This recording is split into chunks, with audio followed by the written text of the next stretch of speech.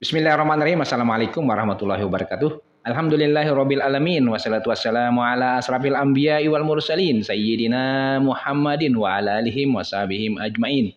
Berjumpa lagi di channel Abidillah Akmal. Saya berharap rekan sekalian pada saat ini dalam keadaan sehat walafiat. Amin ya rabbal alamin.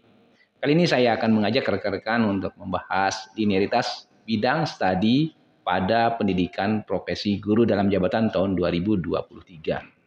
Masih ada teman-teman yang resah ya, khawatir karena program studi pada S1 atau D4 yang dimiliki tidak sesuai dengan tempat mengajarnya pada penempatan P3K pada tahun 2023 ini. Ada yang mengajar di SMP dengan bidang studi IPA, tapi program studi S1 atau D4 yang dimiliki adalah biologi. Dan ada yang mengajar IPS, program studi yang dimiliki adalah sejarah. Nah, ini membuat teman-teman ini resah karena penempatan di SD bidang studi biologi, fisika, kimia, sejarah, geografi, ekonomi, sosiologi, antropologi itu tidak linier pada saat mengikuti pendidikan profesi guru dalam jabatan pada tahun 2023. Ya, sehingga mereka berpikir nanti kalau sudah selesai pendidikan profesi guru dalam jabatan dengan bidang studi biologi, fisika, kimia, sejarah, ekonomi, geografi, antropologi, sosiologi itu tidak akan bisa linear dengan guru kelas. Berarti sia-sia dong Pak? Itu pertanyaannya. Setelah itu teman-teman ya terpaksa lah mengikuti ini karena mendapatkan undangan pada tahun ini. Mereka berpikir kalau sekarang ini ditolak akan kesulitan untuk mendapatkan itu. Nah, yang perlu teman-teman ketahui ada dua linearitas pada saat ini ya. Yang pertama adalah linearitas pada saat mengikuti pendidikan profesi guru dalam jabatan.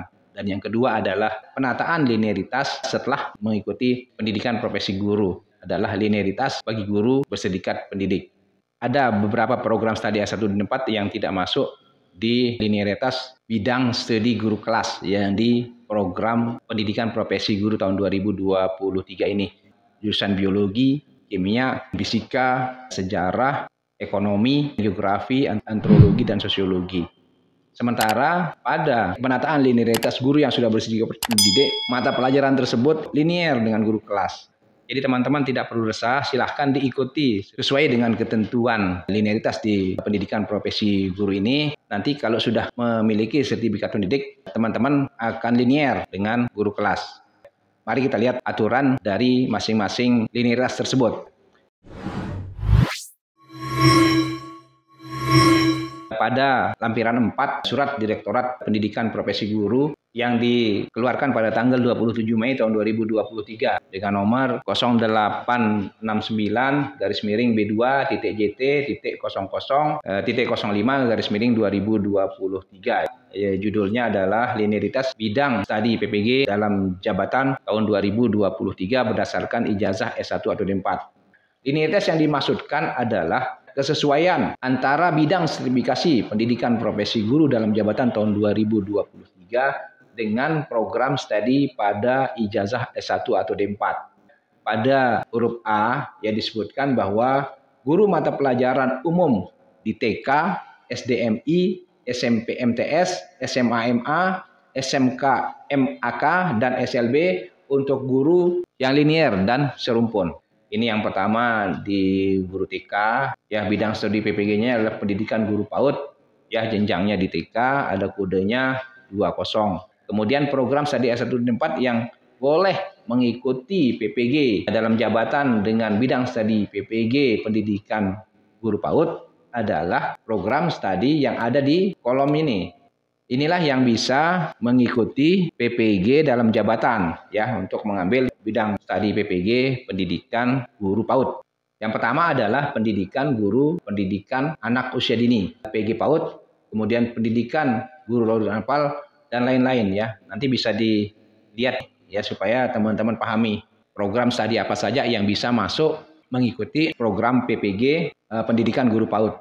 Kemudian kita masuk ke pendidikan guru sekolah dasar ya PGSD. Jenjang SD kemudian kode 27. Ya, yang pertama adalah pendidikan guru sekolah dasar. Di sini ada PGSD, PGMI dia masuk, kemudian pendidikan Pancasila dan Kewarganegaraan, kemudian matematika, bahasa Indonesia, bahasa dan sastra Indonesia, kemudian bahasa Indonesia dan daerah, dan selanjutnya. Nanti bisa dilihat sendiri pada surat tersebut. Kemudian ada matematika dan ilmu pengetahuan alam, PGMI, ya, PGSD, PJJ pendidikan guru sekolah dasar, ya, dan seterusnya. Di sini tidak kelihatan kalau ada program studi S1 atau D4, biologi, fisika, kimia, kemudian sejarah, ekonomi, geografi, antropologi, dan sosiologi. Tidak termasuk pada bidang studi linearitas yang ada di pendidikan profesi guru. Nah, teman-teman akan diarahkan untuk mengikuti program pendidikan profesi guru itu sesuai dengan ijazah S1 atau D4. Ya, kalau biologi, kimia dengan fisika, bisa mengambil biologi, kimia, atau fisika sebagai bidang studinya, atau bisa mengambil IPA untuk rumpun IPA. Kemudian teman-teman yang memiliki ijazah sejarah, ekonomi, geografi, antropologi, dan sosiologi bisa memilih IPS atau sesuai dengan program S1 atau D4 yang teman-teman miliki. Nah, setelah teman-teman mengikuti program PPG dalam jabatan dan lulus, nanti teman-teman akan mendapatkan sertifikat pendidik. Tentunya sesuai dengan bidang studi yang diikuti. Biologi, kimia, fisika, sejarah, ekonomi, geografi, antropologi, dan sosiologi. Maka setelah teman-teman memiliki sertifikat pendidik, bidang studi sertifikasi tersebut akan linear dengan guru kelas. Mari kita lihat pada penataan linearitas guru bersertifikat pendidik.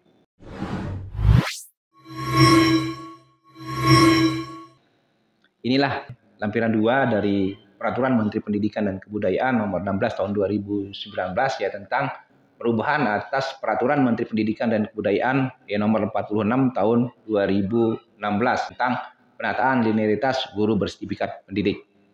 Pada aturan ini, teman-teman yang memiliki sertifikat biologi, kimia, fisika, sejarah, ekonomi, geografi, antropologi, dan sosiologi linear dengan guru kelas. Bidang atau mata pelajaran ya. Kemudian kurikulumnya kurikulum 2013 ya.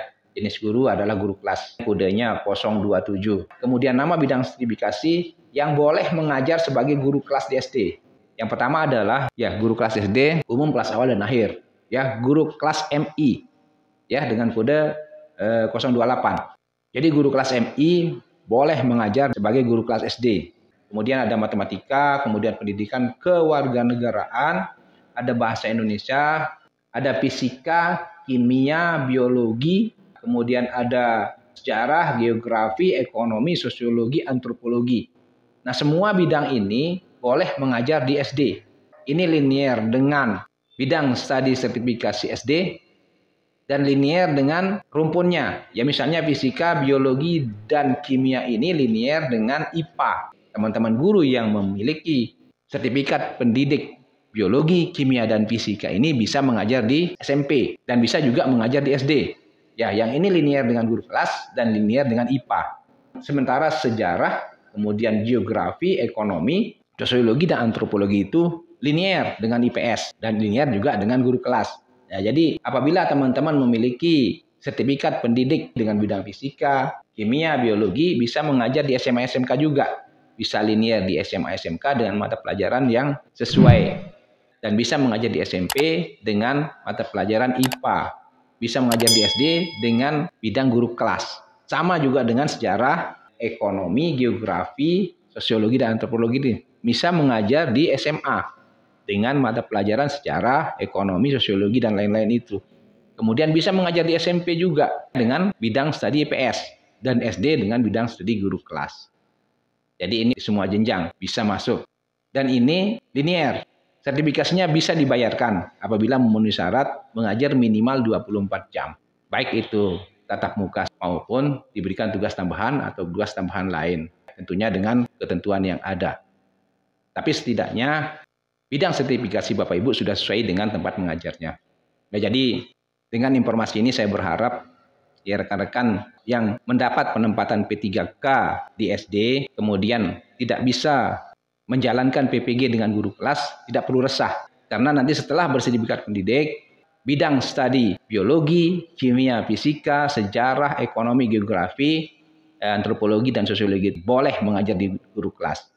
sertifikasinya bisa dipertimbangkan asalkan memenuhi syarat beban mengajarnya. Saya pikir informasi pada saat ini bisa memberikan sedikit penjelasan kepada teman-teman ya, untuk menghilangkan keresahan dari teman-teman. Silahkan ikuti dengan tekun pendidikan profesi gurunya ya. Masih sekitar 1.500.000 guru yang sudah terdetek di data pendidikan profesi guru. Tapi pada saat ini semuanya tidak bisa dilayani. Bersyukurlah ya, karena pada saat ini teman-teman sudah dipanggil ya untuk mengikuti pendidikan profesi guru. Ya silahkan jalani dengan tekun mulai dari seleksi administrasi, kemudian nanti kalau sudah selesai seleksi administrasi akan dipanggil seleksi akademik dan lulus untuk mengikuti pendidikan profesi guru dalam jabatan. Ya ikuti pendidikan profesinya dengan tekun sehingga semua materi bisa diserap dengan baik. Semoga teman-teman lulus dan berhasil mendapatkan sertifikat pendidik.